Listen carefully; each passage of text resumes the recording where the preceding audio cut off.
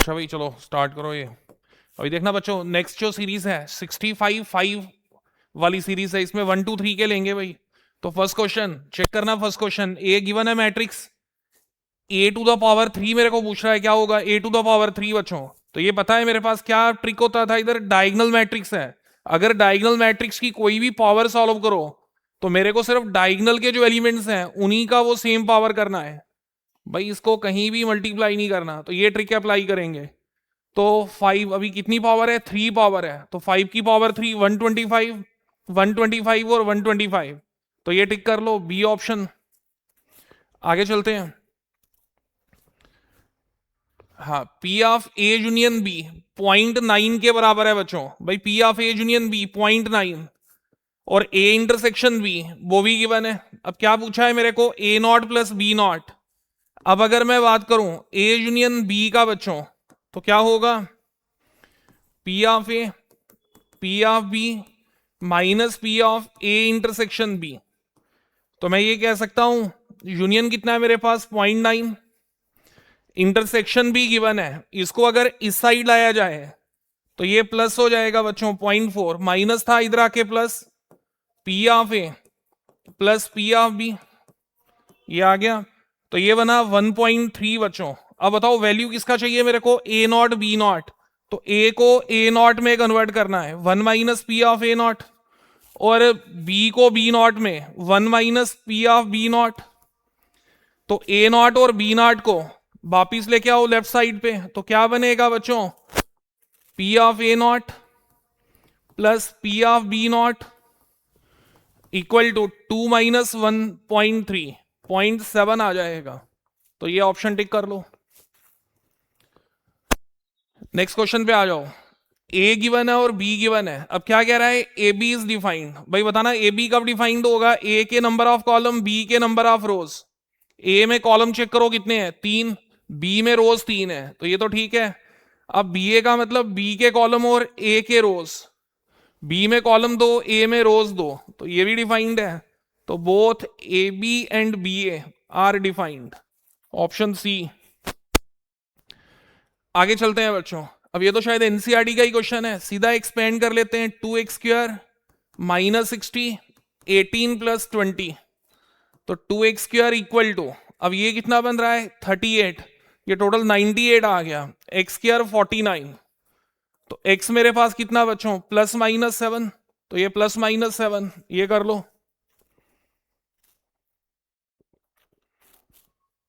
हाँ आगे चलते हैं। तो ये आंसर भाई इसका प्लस माइनस 7 बच्चों, ये ऑप्शन आंसर। नेक्स्ट आ जाओ। हाँ ये देखो कंटिन्यूटी का क्वेश्चन, लेकिन बिल्कुल आसान करना है, ट्रिक पता होना चाहिए इस क्वेश्चन को करने का भी। अब कह रहा है ये फंक्शन कंटिन्यूअस है, भाई ये कंटिन्यूअस है 0 पे, तो वैल्यू ए का निकालो।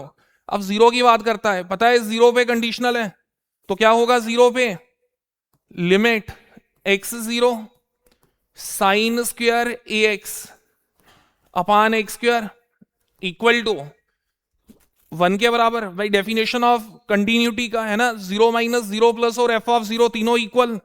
अब ये बताओ इसको formula sine theta by theta, तो थीटा में ए स्क्वायर एक्स स्क्वायर है, एक्स स्क्वायर तो दिख रहा है, ए स्क्वायर चाहिए, तो मल्टीप्लाई और डिवाइड कर लो। अब ये साइन थीटा बाई थीटा, इसको 1 बोलूंगा, ए स्क्वायर 1 के बराबर ए प्लस माइनस 1 आ जाएगा।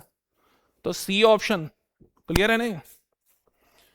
आगे चलते हैं 119 पे बच्चों, सॉरी क्वेश्चन नंबर 6 पे। A is a 3 into 3 diagonal matrix बच्चों। भाई डायगोनल मैट्रिक्स तो क्या मतलब डायगोनल का, बाकी सब 0, एक डायगोनल के जो एलिमेंट्स हैं वो मेरे पास रहेंगे भाई डायगोनल के। तो देखते हैं क्या क्या है। फर्स्ट 1 5 और ये -2 ए मैट्रिक्स है, इसी का डिटर्मिनेंट मैट्रिक्स। तो प्रॉपर्टी पढ़ा था डिटर्मिनेंट में, अगर एक मैट्रिक्स मेरे को गिवन है बच्चों, उसका मेरे को डिटर्मिनेंट वैल्यू चाहिए, तो हम लोग क्या करते हैं, डायगोनल एलिमेंट्स को मल्टीप्लाई करते हैं। भाई कोई एक्सपेंड करने की जरूरत नहीं है, ये डायगोनल मैट्रिक्स है।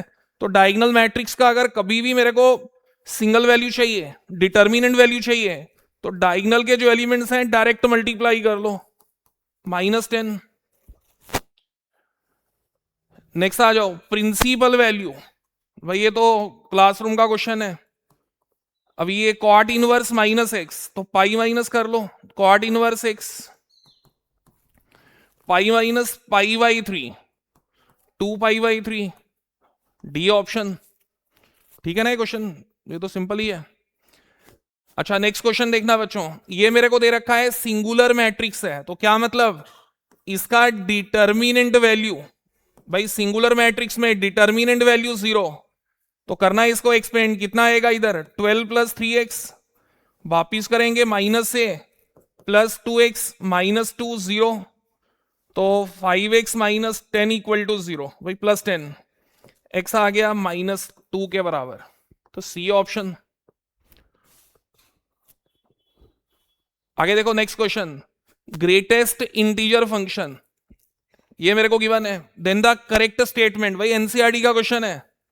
अब ग्रेटेस्ट इंटीजर फंक्शन, भाई हमने क्या किया था उधर क्वेश्चन एनसीईआरटी में, every greatest integer function is discontinuous at all integers, x अगर कोई भी इंटीजर है तो ये डिसकंटिन्यूअस होगा बच्चों। भाई पता है ना ग्राफ कैसा था इसका, जब ग्राफ लेते थे कुछ ऐसा ग्राफ होता था, तो ये ग्राफ था। अब बताओ ये तो डिसकंटिन्यूअस फंक्शन है, तो एक तो ये कंटिन्यूअस नहीं होगा। भाई बताओ अगर फंक्शन कंटिन्यूअस होगा तो डिफरेंशिएबिलिटी को चेक करूंगा, अगर फंक्शन कंटिन्यूअस ही नहीं है, स्टेप नंबर 1 को ही फॉलो नहीं कर रहा, तो वो डिफरेंशिएबल कभी भी नहीं होगा बच्चों। तो नीदर कंटिन्यूअस नॉर डिफरेंशिएबल, तो ऑप्शन बी टिक कर सकते हो।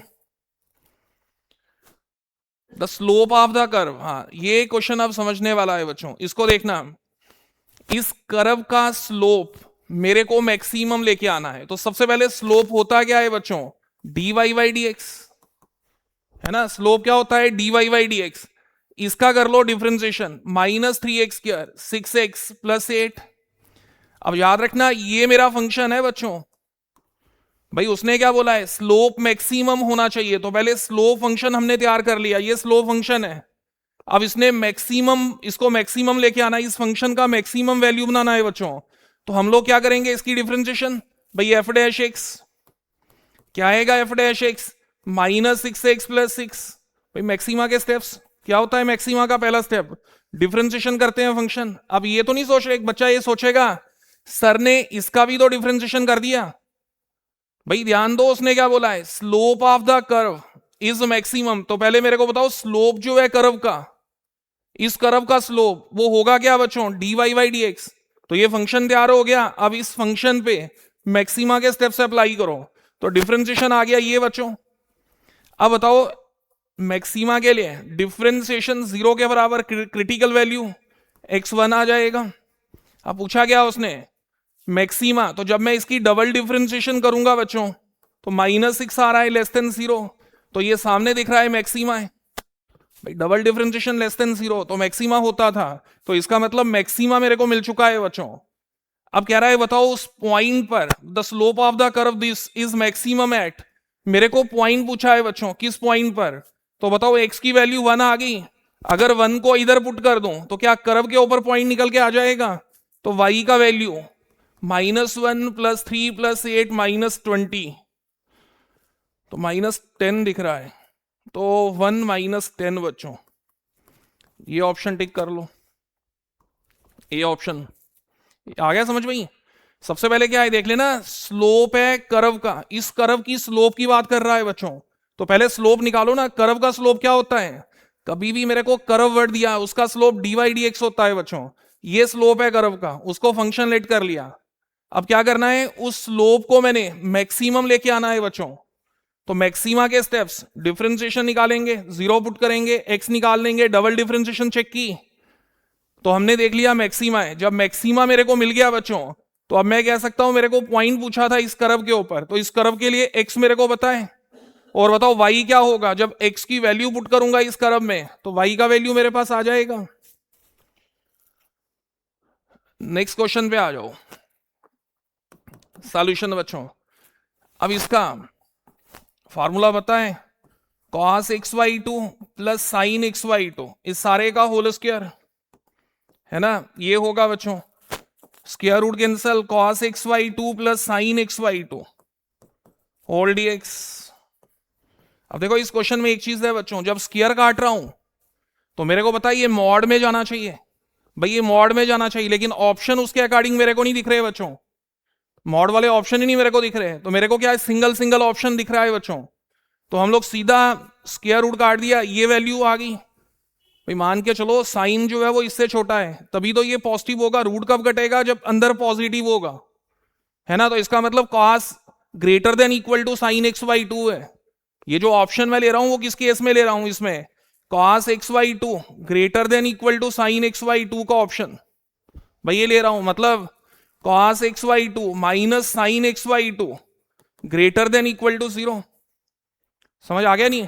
ऐसे क्या होना चाहिए पता है सभी को, रूट एक्स स्क्वायर को हम लोग मॉड एक्स कहते हैं बच्चों। मेरे को थोड़ा पता है कौन पॉजिटिव कौन नेगेटिव, तो अभी स्क्वायर रूट काट दिया तो ये बचा बच्चों।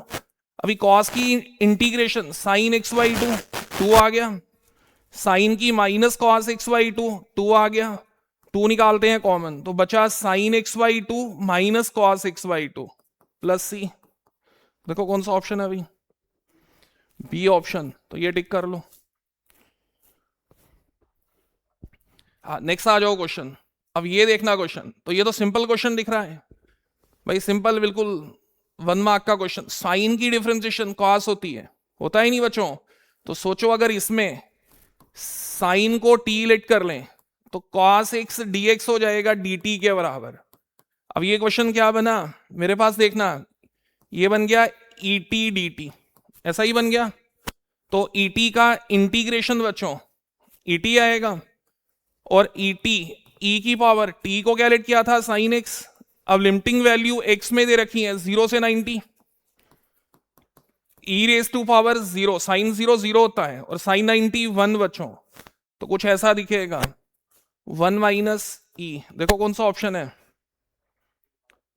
सॉरी लिमिट पहले कौन सा है, अपर लिमिट पुट करना था, उल्टा कर दिया। एक बार चेक करो ये क्या आना चाहिए, ई साइन 90 1 आएगा माइनस ई 0, तो ये ई माइनस 1, तो ये सी ऑप्शन आना चाहिए बच्चों। अच्छा अब देखना area of the region bounded by this y equal to x mod x बच्चों। अब देखना ये भी क्वेश्चन समझने वाला, और ये 1 नंबर के लिए दिख रहा है, हो सकता है एग्जाम में तुम्हें 2 मार्क्स के लिए क्वेश्चन दे दे करने के लिए।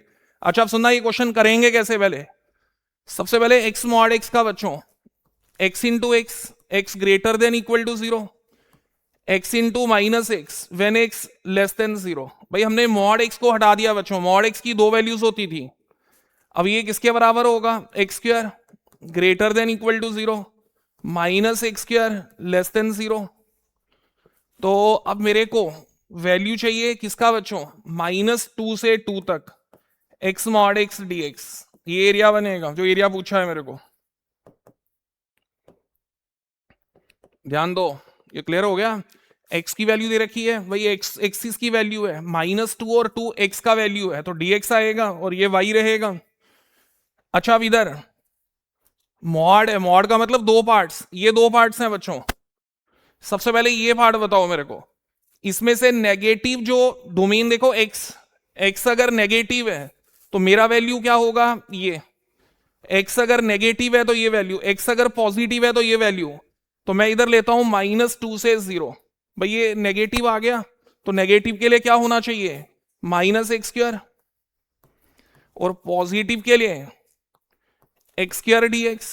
अब क्या इंटीग्रेशन आएगा इसका, -x3/3, और लिमिटिंग वैल्यू -2 से 0, x3/3, लिमिटिंग वैल्यू 0 से 2, अपर लिमिट 0 आ जाएगा, lower limit -2, minus minus plus हो जाएगा 8/3, अपर लिमिट 8/3 -0, तो 16/3 बच्चों, बी ऑप्शन।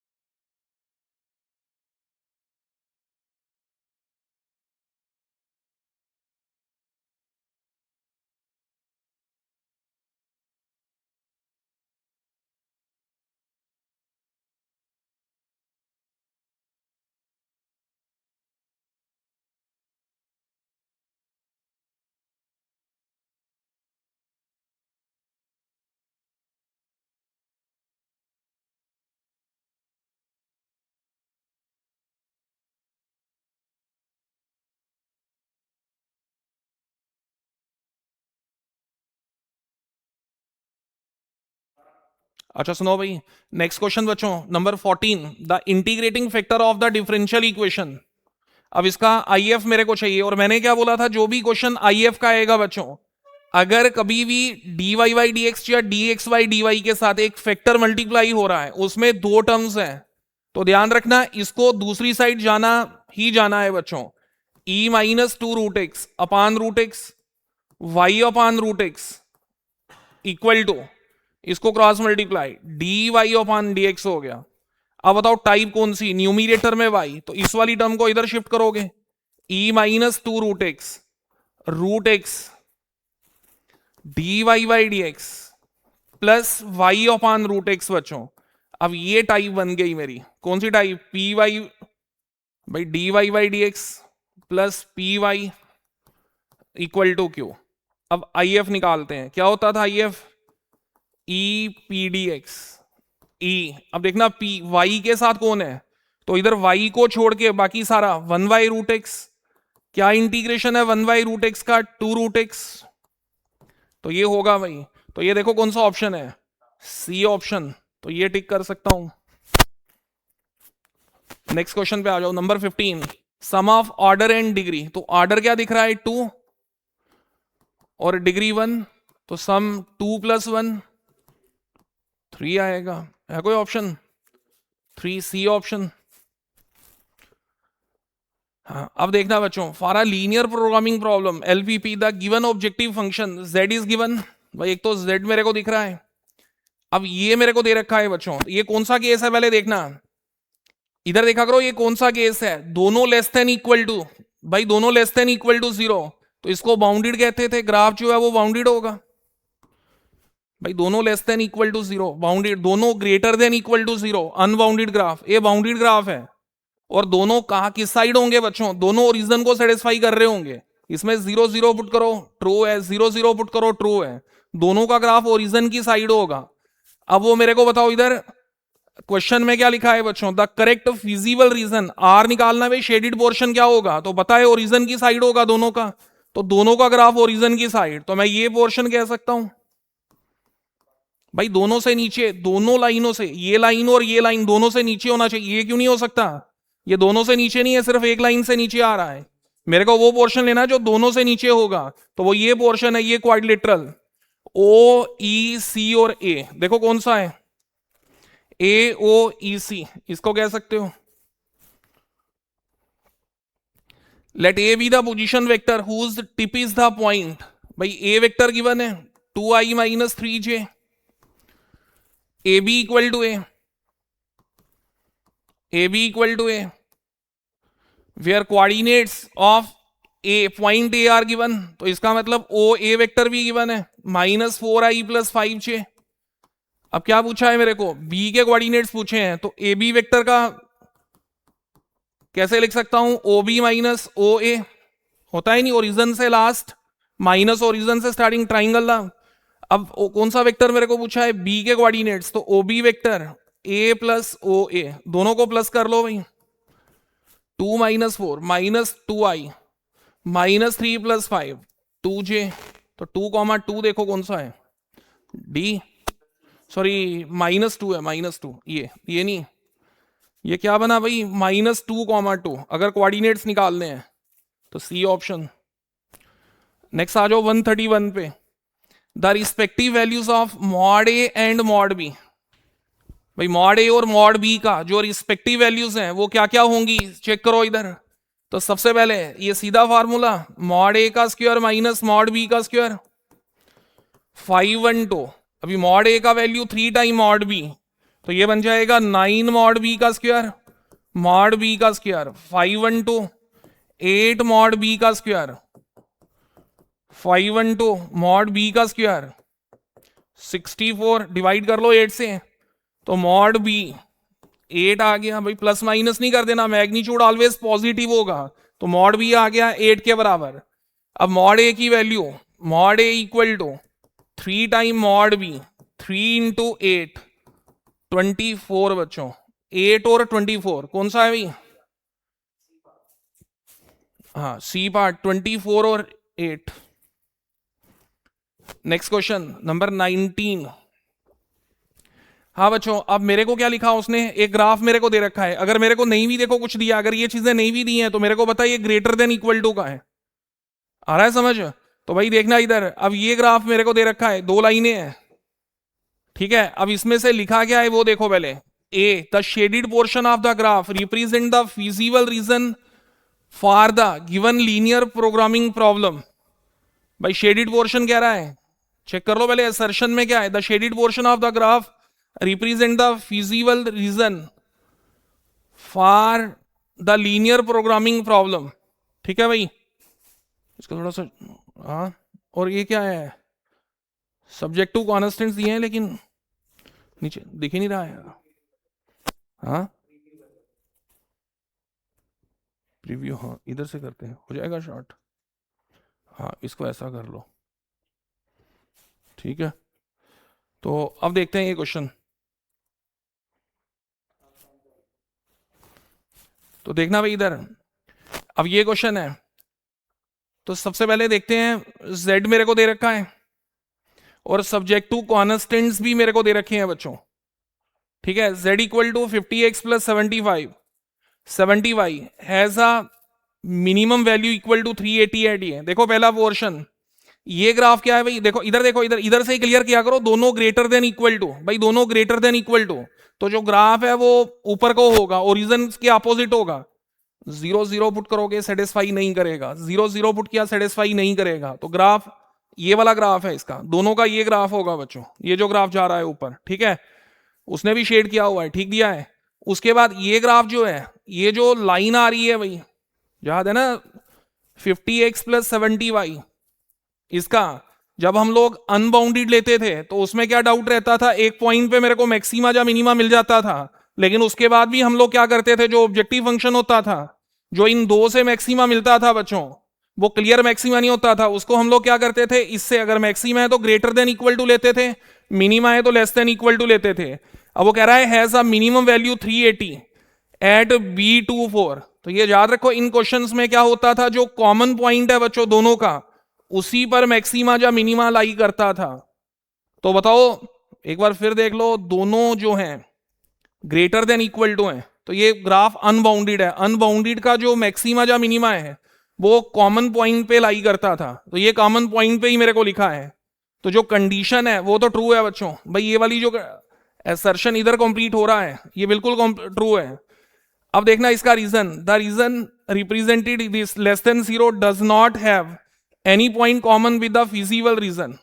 भाई देखो क्या लिखा उसने, 50x plus 70y less than 380। भाई ये देखो कौन सा, ये वाला, इस लाइन का ग्राफ, ये लाइन जो है इसका ग्राफ कह रहा है इसका कोई भी कॉमन पॉइंट इसके साथ नहीं होगा। भाई बिल्कुल नहीं होगा, कैसे होगा, लेस देन है, ध्यान दो लेस देन, इसमें इक्वल टू नहीं आ रहा।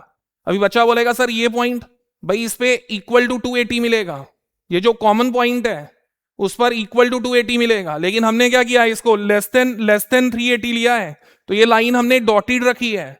डॉटेड का मतलब कोई भी पॉइंट इस लाइन का मेरे को नहीं लेना, इससे नीचे ग्राफ लेना है। तो ये पॉइंट जो है वो तो इसी लाइन पे लाई कर रहा है, तो वो तो कॉमन होगा नहीं, तो ये बिल्कुल ट्रू है। तो क्या आना चाहिए, दोनों ट्रू है। Reason R is the correct explanation of the assertion A, तो ए पार्ट इसका आएगा बच्चों। नेक्स्ट पे आ जाओ, लेट ए -1 to 1। भाई डोमेन देखो सारे रियल नंबर, तो एक्स स्क्वायर है, मैनी वन, याद है भाई मैनी वन कैसे, अगर तुम लोग इसमें इवन पावर फंक्शन है, एफ ऑफ -1 निकालो जो एफ ऑफ 1 निकालो, दोनों तो 1 आएंगे, तो ये मैनी वन फंक्शन हो गया बच्चों। Then f is not an onto function. भाई उसने 1 1 मैनी वन पे बात ही नहीं की, उसने क्या पूछा है मेरे को, F is not an onto function, कह रहा है ये अनटू फंक्शन नहीं होगा बच्चों, तो बिल्कुल ये ट्रू है, नॉट अनटू होगा। आ रहा है समझ? इसका जो रेंज है बच्चों, रेंज वो क्या होना चाहिए, भाई आर पुट करना है, तो इसमें जो रेंज है वो 0, होना चाहिए, लेकिन मेरे को जो कोडोमेन है वो क्या दिया है, -1 से 1, ये मेरे को कोडोमेन दिया है, कोडोमेन है डोमेन है, हाँ A to A, कोडोमेन भी A ही मेरे को गिवन है, तो -1 to 1, तो ये तो बराबर होगा नहीं बच्चों, तो इसका मतलब ये इक्वल नहीं होगा, तो not onto, true condition है। और y इक्वल टू -1, ये एग्जाम्पल दिया है इसका, ऑन टू क्यों नहीं होगा, ये रीजन दे रहा है उसका भाई। अगर y नेगेटिव है a में तो x क्या होगा भाई, x स्क्वायर इधर जाएगा, रूट बन जाएगा, तो रूट ऑफ -1 का वो तो निकलेगा ही नहीं, और ना वो a सेट को बिलोंग करेगा, तो ये बिल्कुल ट्रू रीजन है। तो सेम ए ऑप्शन टिक कर लो भाई। हाँ बच्चों, अब देखो इधर 65 5 2 का ये वाला सेट है, लेकिन इसके कुछ क्वेश्चंस हैं, बाकी सारे सिमिलर होंगे 65 5 1 के साथ। जो नहीं सिमिलर है, 3-4 क्वेश्चन है जो डिफरेंट थे दूसरे सेट में, तो ये देखना अभी। ये तो सभी को आंसर पता होगा इसका भाई। क्या होगा, मल्टीप्लाई करो A square minus A B plus B A minus का बी स्क्वायर। देखो कौन सा ऑप्शन मैच कर रहा है, ए ऑप्शन, ए वाला मैच कर रहा है। और कोई बच्चा ऐसा लिख के नहीं आया ना कि बोलो सर को भी नहीं पता, इधर ये फार्मूला होता था A square minus B square. भाई नहीं होता मैट्रिसेस में। क्यों नहीं होता है, matrices multiplication is not commutative बच्चों। A B not equal to B A, भाई A B not equal to B A. जब ए बी और बी ए बराबर ही नहीं है तो ये तो जीरो दे ही नहीं सकता, कभी भी कटेगा ही नहीं। अच्छा, इसका टिक किया, कौन सा आंसर है, हाँ ए ऑप्शन। आगे चलो भाई, अब इसका इंटीग्रेशन कॉस स्क्वायर 2x, क्या फार्मूला है भाई, cos square theta minus sine square theta, sine square x cos square x. भाई बच्चों वाला क्वेश्चन है, इधर देखना। जैसे ही क्वेश्चन को देखा, एंगल सेम नहीं है भाई, सॉरी हाँ एंगल, इधर 2x है और इधर एक्स स्क्वायर है, तो पहले एंगल सेम लाओ। 2 थीटा का फार्मूला चेंज कर लिया भाई। इसको जब सेपरेट करूंगा बच्चों तो क्या निकल के आएगा बोलो, cos cos cancel 1 by sine cosecant square x, sine sine cancel, cos ऊपर जाएगा तो सीकेंड स्क्वायर एक्स। क्या इंटीग्रेशन कोसीकेंड स्क्वायर का माइनस कॉट सीकेंड स्क्वायर का tan x बच्चों, तो माइनस का कॉट माइनस का tan, ये कह सकते हो भाई, माइनस कॉमन निकाल लो, कॉट प्लस tan प्लस सी। अगला देखो क्वेश्चन, हाँ अब ये है बच्चों, तो क्या किया जाए इसमें, ये क्या दिख रहा है 1/1 प्लस 2x का स्क्वायर, इसका इंटीग्रेशन 5/8। भाई सीधा formula 1/1 plus x square tan inverse x, और इसका डिफरेंशिएशन 1/2 आ जाएगा भाई, 2x का 2 आएगा तो 2 आ गया इधर। अब लिमिटिंग वैल्यू कितनी है 0 to a, तो ये बना tan इनवर्स 2 टाइम ए, अपर लिमिट पुट कर दिया, और लोअर लिमिट में जब 0 पुट करोगे 0 ही आएगा। ये 2 क्रॉस मल्टीप्लाई π/4 2 टाइम ए tan π/4 1 होता है, तो a आ गया 1/2। तो मेरा जो आंसर है वो 1/2 आना चाहिए भाई। नेक्स्ट क्वेश्चन पे चलते हैं। इंटीग्रेटिंग फैक्टर, ये हर सेट में आ रहा है बच्चों, इंटीग्रेटिंग फैक्टर। अब देखना, इसका मेरे को इंटीग्रेटिंग फैक्टर पूछा है, तो सबसे पहले क्या बनता है, cross multiply 2x log x minus y dxy dy x log x। अब क्या करना होता है, इसको कर लो साइड पे और इसको उस साइड लेना है। मैंने आपको पहले ही बोल दिया, देखो कभी एक नंबर नहीं छूट सकता अगर ये याद रखोगे। क्या ट्रिक है इन क्वेश्चंस को करने का, अगर इंटीग्रेटिंग फैक्टर में बच्चों, भाई इस वाले केस में कभी भी dy dx या dxy dy एक फैक्टर से मल्टीप्लाई हो रहा है, उसमें 2 टर्म्स हैं, तो इसको हमेशा राइट साइड मेरे को लेना है भाई। अब बताओ, न्यूमिनेटर में y है तो इधर y वाली टर्म इधर लाओ, 2 log x x log x dy by dx plus y upon x log x। ठीक आ गया, ये माइनस वाली टर्म इसको सेपरेट कर लिया, माइनस वाले को इधर शिफ्ट कर लिया भाई। अब बताओ if इधर से मिलेगा, क्या होता है if, e p dx, y को छोड़ दो बाकी सारा p, ये differentiation by function log of function log of log x, e log हटा दो तो log x आंसर इसका, डी पार्ट। Next question 65 5 3। अब ये सेट आ गया बच्चों, a equal to k time b बच्चों, ठीक है। देन मेरे को डिटर्मिनेंट पे पूछा है बच्चों, k स्केलर है, इसका डिटर्मिनेंट वैल्यू इसके बराबर, taking mod on both side. अब ये क्या बनेगा, स्केलर जब बाहर आता था उसकी power number of rows, mod of b, k की पावर कितनी रोज है मेरे पास वो चेक करो भाई, रोज कितनी है, रोज मेरे पास n, मॉड ऑफ बी। तो ये देखो कौन सा है ऑप्शन, हाँ बी, तो बी ऑप्शन ये टिक कर लो। Next question, let A and B be two matrices of suitable order, order नहीं बता, then which of the following is not correct, transpose का ट्रांसपोज ए होता है, ये भी ठीक है, स्केलर बाहर, स्केलर का कोई ट्रांसपोज नहीं, मैट्रिक्स का ट्रांसपोज, ट्रांसपोज का ट्रांसपोज ए आएगा, ट्रांसपोज का ट्रांसपोज बी आएगा, वही तीनों करेक्ट हैं। ए बी का ट्रांसपोज ये गलत हो गया, ये किसके बराबर होता था, रिवर्सल लॉ, उलट करना होता है, ये होना चाहिए था, तो ये इनकरेक्ट है, डी वाला इनकरेक्ट। क्लियर है भाई, ये भी आगे देखना। अब ये क्वेश्चन है तो क्या दिख रहा है इंटीग्रेशन में, टाइप देखा करो, टाइप न्यूमिनेटर की पावर कम है डिनोमिनेटर से, डायरेक्ट इसका डिफरेंशिएशन ऊपर लेके आओ भाई, बताना इसका डिफरेंशिएशन 10x होगा बच्चों, तो इसको 10 लाने के लिए किससे मल्टीप्लाई करूं, 5 से, 5 इंटू 2x और डिवाइड भी 5 से, अपान 5x² प्लस 1। अब क्या दिख रहा है, ये आ गया डिफरेंशिएशन और ये फंक्शन है, अब इसका इंटीग्रेशन लॉग ऑफ फंक्शन है ना, differentiation by function, log of function बच्चों, और इधर कितना था 1/5। अब बताओ वैल्यू कितनी है मेरे पास, 0 to 1, तो 1/5, सबसे पहले 1 पुट करते हैं, 5 + 1 6 आएगा, और 0 पुट करते हैं, 0 + 1 1, log 1 आएगा, तो 1/5 log 6 आ जाएगा, क्योंकि log 1 जो है वो खुद ही 0 के बराबर होता है, तो सिर्फ इन दो का मल्टीप्लाई, 1/5 log 6, ये ऑप्शन, हाँ 65/3 का बच्चों। नेक्स्ट क्वेश्चन, इंटीग्रेटिंग फैक्टर अभी किया, इसको इधर मल्टीप्लाई,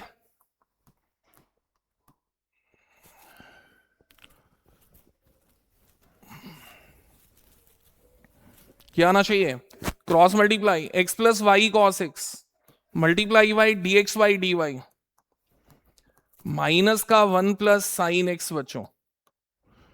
अब क्या करूं, x + y cos x, इसको लाओ डिवाइड में, 1 + sin x, इसको ले जाओ इधर, माइनस dy/dx बच्चों, कुछ ऐसा कर लो। अब क्या करूं,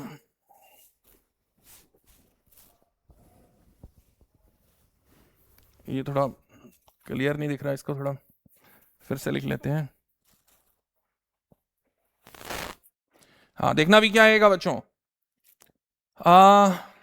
x + y cos x, इसके डिवाइड में सारा ही लाएं, 1 + sin x कर देते हैं और इसको उधर ले जाते हैं। मैंने आपको बड़ी बार बता चुका हूं, जब इंटीग्रेटिंग फैक्टर में अगर कोई भी फैक्टर dx/dy या dy/dx के साथ मल्टीप्लाई होता है और अगर दो टर्म्स हैं इधर कम से कम, तो इसको आगे शिफ्ट करो, और ये अकेला दिखना चाहिए, इसके साथ कोई नंबर नहीं रखना।